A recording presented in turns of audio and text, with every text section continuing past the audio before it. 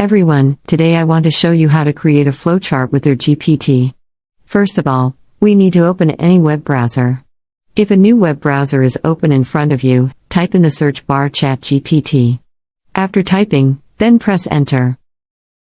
After clicking Enter, a new page will start opening in front of you, and you will land in the dashboard of ChatGPT. In the search bar, we will search for flowchart. For flowchart, this is our command. After writing the command, just press Enter and ChatGPT will start generating your code for the flowchart. Once ChatGPT has created your code for the flowchart, here, you can see this code. After copying this code, open a new tab where you will search for our leaf. After typing, just press Enter. So, I am in front of you. Once our leaf is open in front of you, you just need to log in.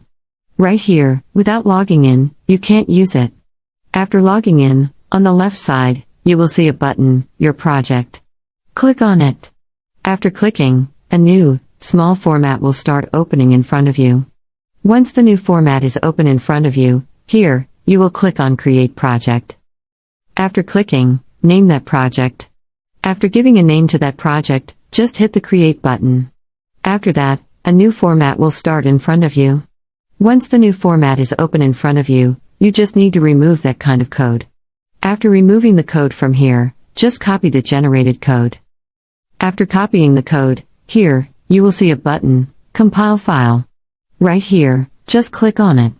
After clicking, it will start generating. This is not taking too much time. It shouldn't be late. Now, your flowchart has been generated. That was the way to create a flowchart using ChatGPT. Thank you for watching this video. If you want to watch more videos like this, please subscribe to this channel, and don't forget to like it.